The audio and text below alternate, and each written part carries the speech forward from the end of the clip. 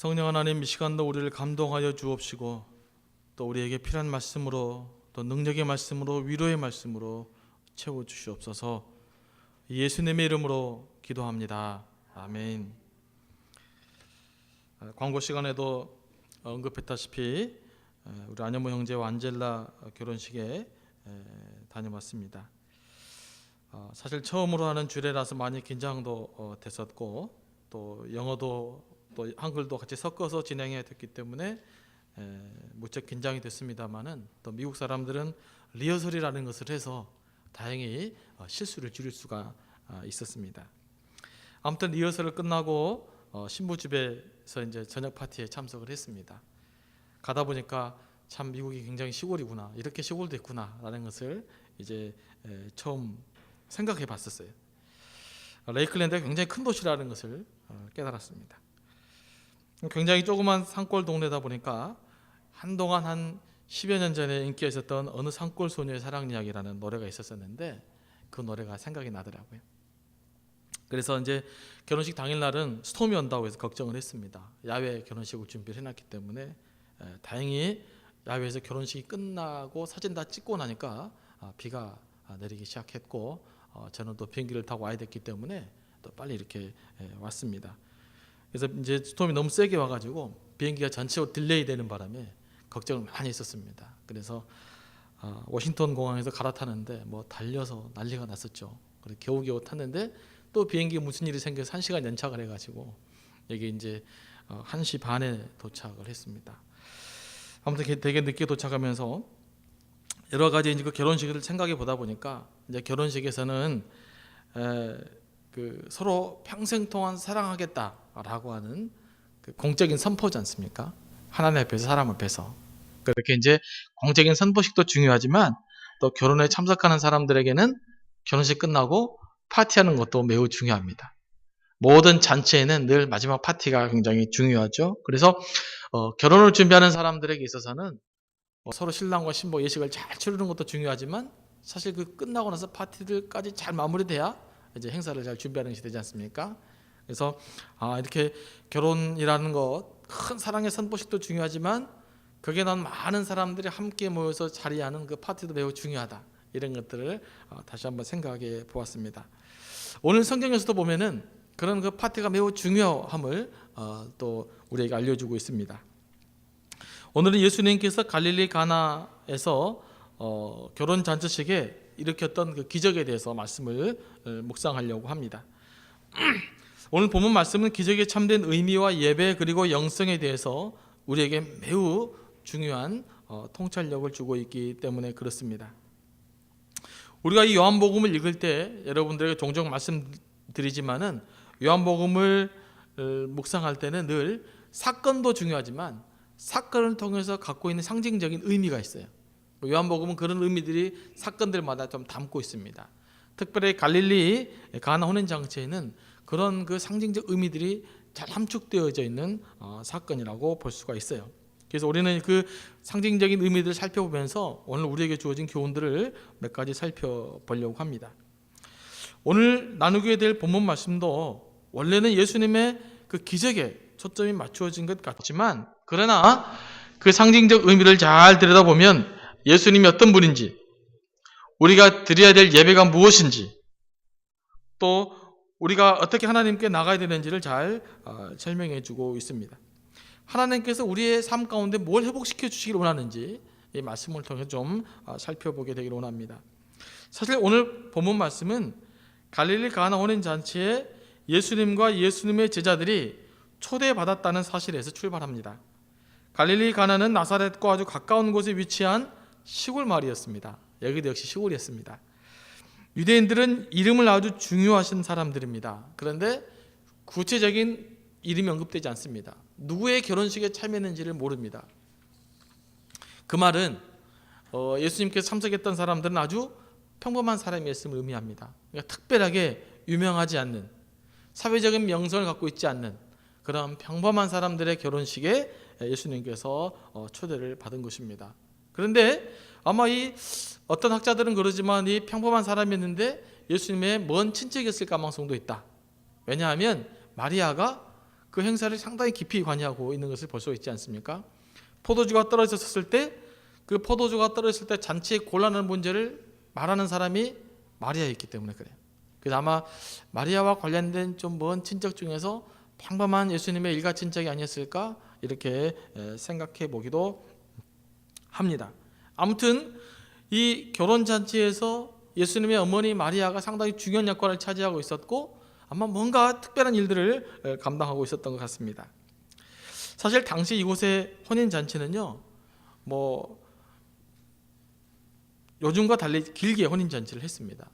제 어렸을 때도 그 전통식 그 결혼식 보면은 며칠 전부터 막 동네가 떠들썩하지 않습니까? 뭐 결혼식 전날부터 신부가 오고 신부가 가고 뭐 끝나고 뭐 그런 일들이 있었던 것처럼 옛날에 전통식인 유대 결혼식은 보통 일주일 동안 결혼 잔치가 계속 되어져 있었습니다. 그러니까 미리 잔치가 진행하고 잔치 이제 마지막이 결혼식 잔치가 되어지는 것이죠. 오늘 본문 말씀을 보면 갈릴리 가나 혼인 잔치에 예수님을 초대받았는데 이제 굉장히 중요한 잔치가 벌어진 상황입니다. 이제 잔치를 마무리를 잘해야 되는데 그때 문제가 생긴 거죠. 무슨 문제가 생겼습니까? 여러분들이 잘 아시다시피 잔치집에 포도주가 떨어졌어요. 잔치집에 포도주가 떨어졌다는 말은 잔치집에 흥이 깨지게 생겼다는 말입니다. 사실 잔치가 슬프면 안 되잖아요. 축하하는 잔치에 우중충하게 눈물 흘리고 있으면 얼마나 답답합니까? 잔치는 기뻐야 돼요.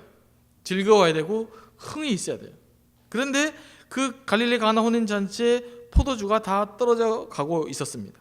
곧 흥이 깨어지게 생겨 있었어요. 다시 말하면 이제 결혼식 잔치가 마무리가 별로 좀 좋지 않게 끝날 상황에 처하게 된 것입니다.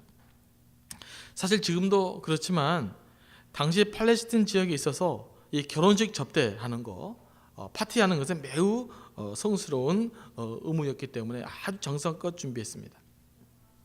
뿐만 아니라 잔치의 준비가 부족하면 이 접대하는 사람 입장에서는 매우 수치스럽게 생각을 했어요. 내가 잔치를 맡고 있는데 갑자기 음식이 떨어졌다든지 뭔가를 이렇게 음식이 부족하게 되어지면은 그 준비한 사람들이 큰 그 책임감을 느끼고 한 수치스럽게 이런 일을 생각했다는 거죠. 그래서 잔치는 끝까지 풍성하게 재밌게 흥겹게 끝나야 되는 것이 잔치입니다. 더군다나 이 당시의 결혼 잔치는 이 당시에는 오랫동안 그 중노동에 시달리는 사람들이 많이 있었어요. 수많은 사람들이. 그래서 평생 신랑과 신부가 가장 마음껏 쉴 수 있는 기간이 언제냐? 바로 결혼식 1, 2주. 결혼하고 나서의 약 한 달간을 부부들이 편안하게 마음껏 누릴 수 있었고 그 다음부터는 다시 또 일상으로 돌아가서 끊임없는 노동과 이런 중노동에 시달리는 삶들을 살아야 되는 것이었죠. 그렇기 때문에 결혼식 잔치는 뭐가 중요하냐면 평상시에 그 쉼을 누릴 수 없었던 사람들이 결혼식 잔치 참여해서 그때만 그 며칠만이라도 편안하게 그냥 그 잔치에 어우러져서 쉼을 쉬는 거예요. 누리는 것입니다. 그러니까 요즘의 잔치는 굉장히 타락되어 있습니다만은 당시의 이 당시의 서민들의 잔치는 그 잔치가 아니면 그때가 아니면 쉼과 흥겨움과 파티를 즐길 수 없는 것이 서민들의 삶이에요. 그 때문에 이 당시 파티, 잔치 이런 것들은 매우 중요했습니다. 그때만 한번 쉬어보는 거기 때문에 그때 한번 마음껏 신랑 신부를 축하해주면서 자기도 한번 마음껏 쉬어보는 시간들을 갖는 시간입니다. 그리고 그때는 이제 신랑과 신부를 당시에는 매우 귀하게 여겨주고 아주 신부는 왕자처럼 또 신랑은 왕자처럼 신부는 공주처럼 대우해 주게 되어졌습니다. 이렇게 한참 흥겨운 자리에 포도주가 떨어지게 될 경우에는 그건 굉장히 큰 난처한 일이 되어지는 것입니다. 유대 경건한 랍비들도 결혼 잔치에 포도주가 없으면 그건 잔치가 아니다. 뭐 그렇게 말할 정도로 이 포도주가 갖고 있는 의미는 매우 중요한 것이었습니다. 그렇기 때문에 이 축제를 준비하는 데 있어서 포도주가 바닥이 났다 라고 하는 것은 그거 상상할 수 없는 일인데 이 상상할 수 없는 위기가 지금 그 동네에 벌어지게 된 것이죠. 그래서 이런 상황을 알게 된 마리아는 마음이 상당히 다급했을 것입니다. 그래서 여러 가지 방도를 찾다가 결국 누구에게 옵니까? 자기 아들 예수님께 찾아오게 되어지는 것이죠. 마리아는 예수님의 어렸을 때부터 성장 과정을 다 지켜봤잖아요. 뭔가 예수님에게서 비상한 능력이 있다는 것을 마리아는 이미 알고 있었습니다. 그래서 이 위기 상황에 마리아가 예수님께 찾아온 거예요. 야, 포도주 없다. 이게 어떻게 하면 좋냐. 그럴 때 예수님께서 하신 말씀이 뭡니까?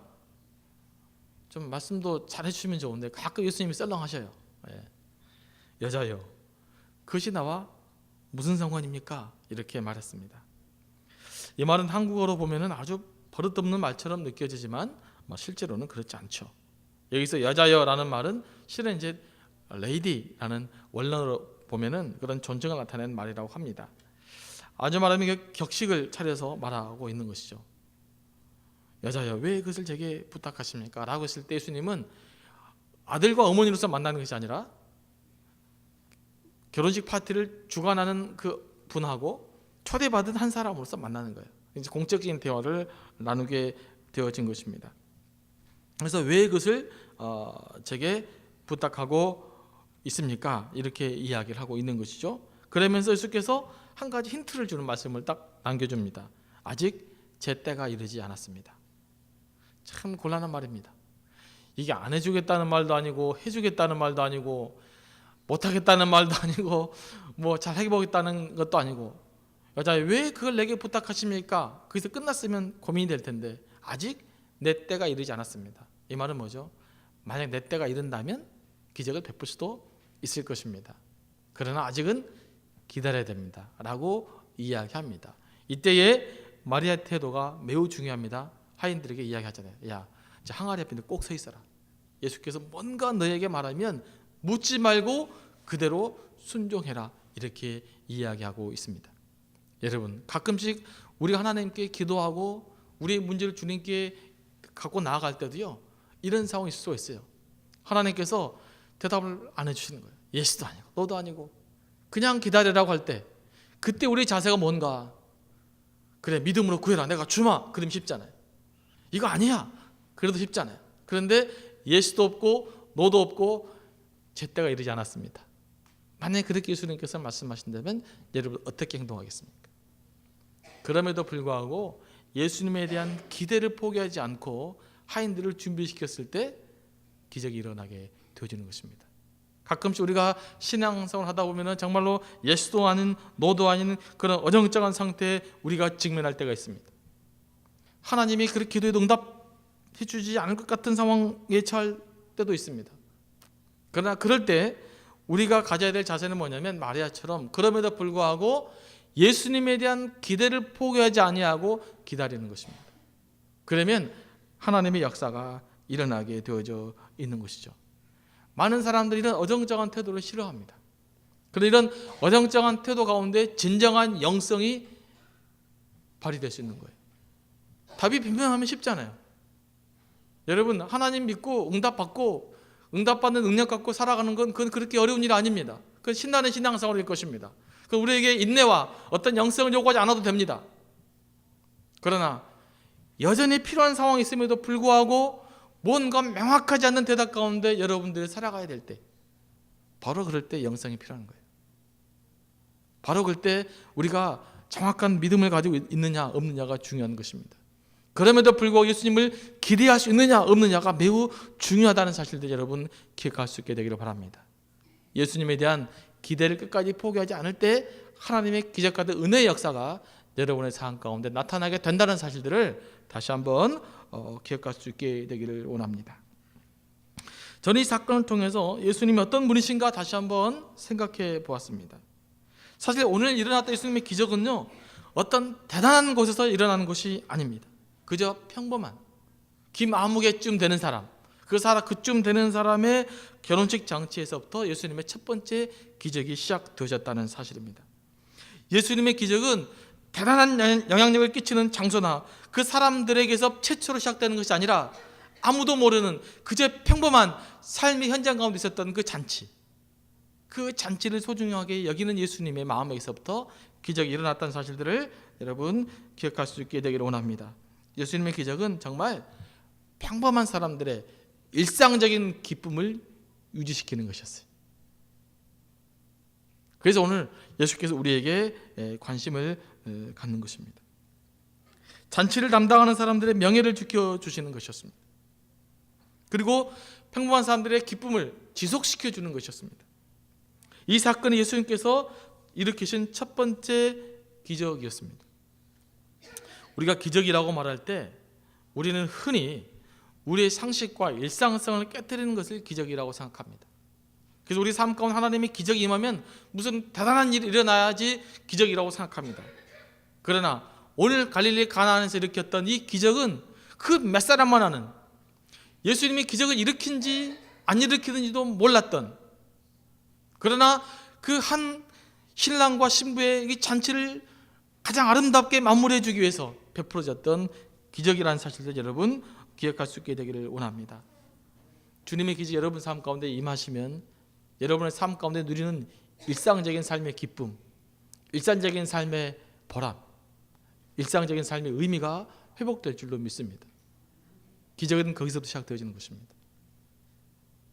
내가 살아가는 삶 가운데, 내가 가족 가운데, 내가 만나는 사람 가운데, 내가 누리는 그 기쁨, 그런 슬픔, 그 애환 가운데 주님께서 함께해 주시고 그것들을 회복시켜 주시고 그 작은 기쁨들을 주님께서 소중하게 여겨진다는 사실들을 여러분 다시 한번 기억할 수 있게 되기를 원합니다. 우리가 신앙생활을 하면서 기적 그러면 무슨 대단한 뭐 죽은 자가 살아나고 병자가 일어나고 무슨 대단한 엄청난 능력이 나타나서 사람들을 뒤집어 놓아야 그걸 기적이라고 생각하는 사람들이 많이 있습니다. 물론 그것이 기적이죠. 그러나 예수님은 그런 큰 이벤트보다는 일상적인 삶의 현장, 그 삶의 자리 그 자체를 예수님께서는 보존하시고 지켜주시고 유지시켜 주시는 것이 더 큰 관심사라는 것을 여러분 다시 한번 기억할 수 있게 되기를 원합니다. 수많은 엄청난 능력이 일어나도 내 일상적인 삶 가운데서 기쁨을 누리지 못하고 삶의 의미를 찾지 못하고 복음의 능력 있는 삶을 살지 못한다면 그것이 무슨 의미가 있겠습니까? 오늘날 수많은 그리스도인들이 내 인생과 아무런 의미 없는 너무나 많은 기적에 관심이 있습니다. 그래서 실제로 내가 살며 부딪히며 땀 흘리며 살아가는 삶이 현장으로 일어나는 그 하나님의 기적에 대해서 무관심하게 될 경우가 많이 있습니다. 여러분, 지금 여러분 이렇게 숨쉬고 살아있는 것 자체가 기적입니다. 여러분, 예배하는 가운데 기쁨을 누릴 수 있습니까? 기도하는 가운데 기쁨을 누릴 수 있습니까? 찬양하는 가운데 감동이 있으십니까? 바로 주님께서 베푸신 기적이 바로 그런 작은 일상들이라는 것을 여러분 꼭 기억할 수 있게 되기를 원합니다. 사실 수십억 인구 중에 우리는 하나잖아요. 그렇기 때문에 이 사소한 문제들을 세상적인 눈으로 볼 때는 아무것도 아닐 수가 있죠. 뭐 어느 한 기마목의 결혼잔치, 그 우리가 무슨 상관이 있겠어요? 너무너무 작은 일이잖아요. 사람들은 너무 대의 명분을 좋아해요. 이름 있고 크고 무슨 대단한 영향력을 발휘하고 그러면서 존경받는 거, 이게 한국 사람들이 너무나 여기에 많은 관심을 갖고 있기 때문에 정말 작은 일에 대해서 너무 무시하는 경우가 많습니다. 작은 사소한 일에는 좀 잘못을 하고 또 거짓말도 하고 뭐 이렇게 나쁘게 살아도 뭐 큰 일만 하나만 잘하면 그 모든 것들이 덮어지고 그 모든 것들이 넘어가지고 용납되어지는 사회, 이거는 그리 바람직한 사회가 되지 못할 것입니다. 작은 문제들부터 일상에서부터 하나님의 기적이 우리 가운데 나타날 수 있도록, 여러분들의 자녀도 마찬가지입니다. 여러분의 가족들도 마찬가지입니다. 가장 의미 있는 삶이 뭡니까? 하루하루 살아가는 삶을 사는 가운데 그들이 그 가운데 행복을 느껴야 됩니다. 그건 나도 기뻐할 수 있어야 됩니다. 그 가운데 감동 의미를 찾을 수 있어야 됩니다. 그런 기적이 임하셨도록 여러분 기도할 수 있게 되기를 바라고, 여러분도 그런 삶 가운데 기적적인 하나님의 은혜를 누릴 수 있게 되기를 원합니다. 비즈니스 하는 사람들은 비즈니스 하는 그 현장이 하나님의 기적이 나타나는 자리가 되어야 됩니다. 직장 다니는 사람들은 그 직장의 현장이 하나님의 기적이 나타나는 자리가 되어야 되는 것입니다. 학생들은 공부하는 그 현장이 하나님의 기적이 나타나는 자리가 되어야 됩니다.